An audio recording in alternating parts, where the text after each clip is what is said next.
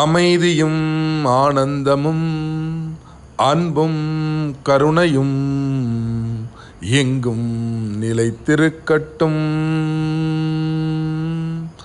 ஆன்மீகமை என்பர்களே, சித்தர்களை பின்பற்றுகின்ற எமதருமை பக்தர்களே, உங்கள் அனைவருக்கும் ஞானி பிருந்தாவனரின் ஆத்மார்த்தமான வணக்கங்கள். 2015 ஆடி அமாவாசை அன்று ஞானி பிருந்தாவனர் ஞானபீடம் தொடங்கி சிறிது காலங்கள் சித்தர்களின் ஆன்மீக இரகசியங்கள் என்ற தலைப்பிலே சிற்சில சத்சங்கங்கள் தொடர்ந்து வழங்கப்பட்டது. அவற்றை பக்தர்களின் வேண்டுகோளுக்கிணங்க மீண்டும் வெளியிடுகின்றோம்.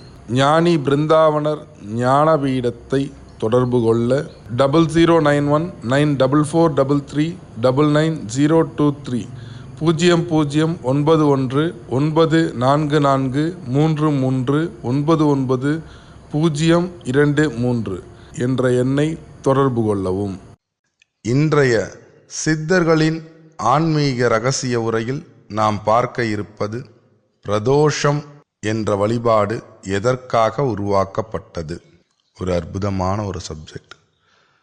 நாங்கள் பாமர மனிதர்களுக்கும் ஆன்மீகம்னா என்னன்னே தெரியாதவங்க அல்லது தெரிந்து வழிபாட்டில் இருக்கிறவங்க அதிகமான மக்கள் இன்று வழக்கத்தில் மேற்கொள்ளக்கூடிய வழிபாடுகளின் உண்மை விளக்கத்தினையும் தெளிவினையும் கொடுக்கணும் தான் இந்த பிரதோஷம் அப்படிங்கிற ஒரு உன்னதமான சித்தர்கள் மறைபொருளாக மிக உயரிய மறைபொருளை வைத்திருக்கக்கூடிய இந்த வழிபாட்டினை பற்றி இன்று பேசுகின்றோம்.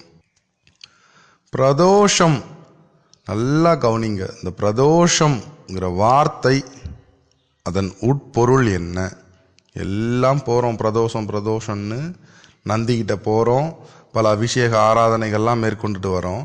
ஆனால் அந்த பிரதோஷத்தின் உண்மை விளக்கம் என்ன? முதல்ல இந்த வார்த்தையை பிரித்து பார்ப்போம். பிரதோஷம், பிறப்பு பிளஸ் தோஷம்னு பேர். இதுக்கு உண்மை விளக்கம் என்ன? பிறப்பு பிளஸ் தோஷம். தோஷம்னா என்ன?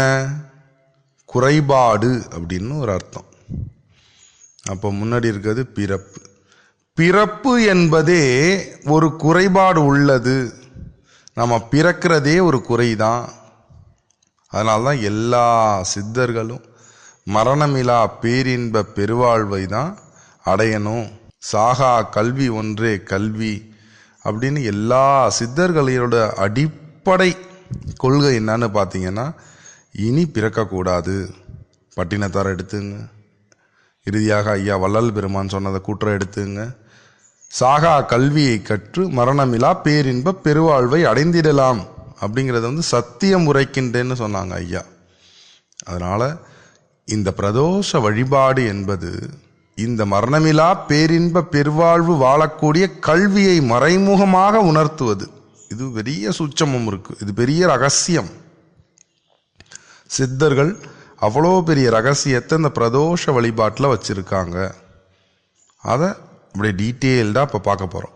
ப்ரேயர்லேயே எங்களுக்கு மிகவும் பிடித்தது ஒரு மகானோட ப்ரேயர் தான். இந்த ப்ரேயரை சொல்கிறோம், நல்லா கேட்டுங்க. இனி பிறவா வரம் வேண்டும் பரம்பொருளே, இனி பிறவா வரம் வேண்டும் பரம்பொருளே, மீண்டும் பிறந்தால் உன்னை மறவாதிருக்கின்ற அருள் வேண்டும். இந்த ப்ரேயர் தான் வாழ்நாளில் எங்களுக்கு மிகவும் பிடித்த ஒரு ப்ரேயர். இது இறைவனை வேண்டணும்னா இந்த மாதிரி தான் வேண்டணும் அப்படின்னு நாங்கள் முடிவெடுத்து பல நாள் இதே ஒரு பாடல் ஆசை போட்டிருக்கோம். இப்போ இந்த பிரதோஷம் அப்படிங்கிறத பேசிக்கிட்டு இருக்கோம். அங்கே போய் நம்ம என்ன பண்ணுறோம்? நேராக சிவாலயத்துள்ளார சென்றீங்கன்னா சிவபெருமான் சிவலிங்கத்தோட நேர் எதிரே வெளியில பார்த்தீங்கன்னா இந்த மாடு ஒன்று உட்கார்ந்துருக்கும். நந்தி அப்படின்னு நீங்கள் சொல்கிறோம், காளமாடு. இந்த மாடு இருக்கு, இந்த காளமாடு நந்திக்கு எல்லா அபிஷேக ஆராதனைகளையும் நம்ம மேற்கொள்கிறோம். பிரதோஷ காலத்தில் சிவன் அம்பாலையே விட்டுறோம், இதுதான் முக்கியம் அன்னைக்கு அப்படின்னு பண்ணுறோம்.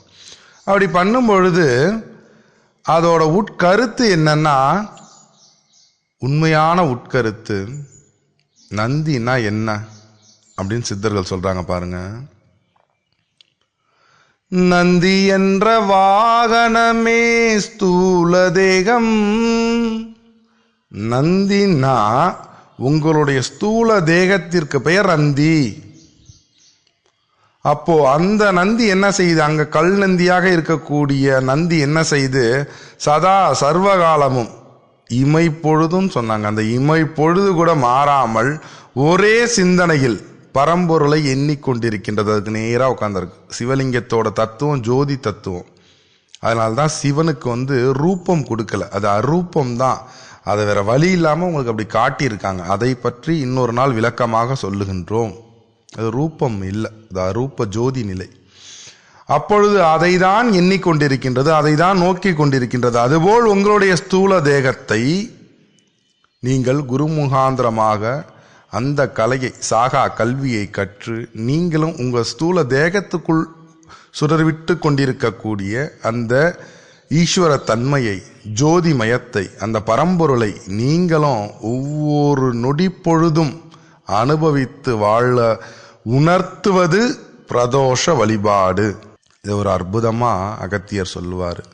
மனிதனோட மாடு சிறந்தது என்பது, நந்தி சிறந்தது என்பதற்கு, மாடு தானானாலும் ஒரு போக்குண்டு, மனிதனுக்கும் அவ்வளவும் தெரியாதையா. எவ்வளோ ஒரு அப்பயே எழுதியிருக்காங்க பாருங்க. மாட்டு வண்டிக்காரன் மாடை கட்டிட்டு தூங்கிட்டா கூட அந்த மாடு பூட்டினதுக்கு அப்புறம் பார்த்தீங்கன்னா அது பாட்டுக்கே நேராக ஒரே போக்கில் அவன் எங்கே அவன் வீடும் அங்கே கொண்டு சேர்த்துரும். ஆனால் மனிதன் அப்படி அல்ல. மனிதனோட சிந்தனைகள் நிமிஷத்துக்கு நிமிஷம், கணத்துக்கு கணம் மாறிக்கிட்டே இருக்கு. அந்த ஒரு போக்கு, ஒரு சிந்தனை இல்லை. அதை உணர்த்துவது தான் பிரதோஷ வழிபாடு. அதை நீங்கள் உணர்ந்தீர்களானால் உங்களுக்கு பிறவி பிணி என்பது நீக்கப்படும். இது சத்தியமான உண்மை. நல்லா கவனிங்க. ஒவ்வொரு விஷயத்தையும் சும்மா மூடப்பழக்கமாக யாரும் இங்க சொல்லலை. ஆனா நீங்க அறியாமையில எல்லாரும் சொல்ற ஒரு சில கதைகளை மட்டும் கேட்டுட்டு போய் அதை மூடப்பழக்கமா ஆக்கி வச்சிருக்கீங்க. ஒவ்வொரு விஷயத்தையும் உணருங்க, ஒவ்வொரு விஷயத்தையும் உணருங்க. நடக்கக்கூடிய ஒவ்வொரு விஷயத்தையும் கூர்ந்து கவனிங்க. ஏன் இந்த நந்திக்கு செய்யணும்? சிவபெருமானுக்கும் பார்வதி அம்பாளுக்கும் ஐயனுக்கும் செஞ்சிடலாமே. அப்போ அன்றைய ஒரு தினம் மட்டும் பிரதோஷம் நினச்சிக்கிட்டு இருக்கீங்க. இதுவும் ஒரு பல பேர் சொல்லுவாங்க, ஐயா பிரதோஷ தினங்கள் என்பது மாதம் இருமுறை தானே வருகின்றது. அப்படி அல்ல, நித்திய பிரதோஷம்னு உண்டு. தினசரி பிரதோஷ காலம் சாயந்தரம் 4:30 மணியிலிருந்து 6 மணி வரை நித்திய பிரதோஷம்னு பேர். இதில் பச்சை தண்ணியை கூட குடிக்கக்கூடாதுன்னு சொல்லியிருக்காங்க. அறிவியல் ரீதியாகவும் சூரிய அஸ்தமனத்தப்போ ஒரு சில எனர்ஜி ஃபோர்ஸ் மாறுது. அப்போ நம்ம தண்ணியெல்லாம் குடிக்கவே கூடாதுன்னு சொல்லியிருக்காங்க. அது உண்மைதான், நாங்களே அதையும் அனுபவிச்சிருக்கோம். ஆனால் நம்ம என்ன செய்கிறோம்? அந்த நேரத்துலாம் பஜ்ஜி வடை, அப்போ தான் நம்மளுக்கு ஒன்று தேடுது, டீ காஃபி. அப்போ அந்த 4:30 6 மணி வரை நித்திய பிரதோஷத்தை கடைபிடிங்க. இந்த உரையை கேட்ட பின்பு எதுவும் சாப்பிடாதீங்க. இது உங்களுடைய ஆன்மீக வளர்ச்சியை அதிகப்படுத்தும். ஏன்? சித்தர்களோட மிக முக்கியமான விஷயமே இந்த தேகமானது ரொம்ப ஒரு அற்புதமான விஷயம். இந்த தேகத்தை காப்பாற்றி தான் நீங்கள் ஆன்மீகத்தில் ஒரு நிலையை அடைய முடியும். நீங்கள் தியானம் பண்ணணும்னு நினச்சாலும் சரி, கண்ணை மூடி ஒரு யோக சாதனையில் உட்காரணும்னு நினச்சாலும் சரி, இந்த தேகம் நல்லாக இருக்கும் பட்சத்தில், இந்த தேகம் நல்லா இருந்தால் மட்டும்தான் உங்களால் அதை எல்லாத்தையுமே செய்ய முடியும். தேகம் பின்னப்பட்டுருச்சு, தேகத்தில் ஒரு பிரச்சனை வந்துருச்சுன்னா கண்டிப்பாக உங்களால் எதையும் செய்ய முடியாது. அப்பொழுது இந்த தேகத்தை காப்பாற்றிக் கொள்ளுங்கள். இந்த பிரதோஷ வழிபாடு என்பதே மரணமிலா பேரின்ப பெருவாழ்வு நீங்கள் எல்லோரும் வாழ்ந்திடலாம். அதற்கு என்ன செய்ய வேண்டும் என்கின்ற சாகா கல்வியை சொல்வதுதான் இந்த பிரதோஷ வழிபாடு.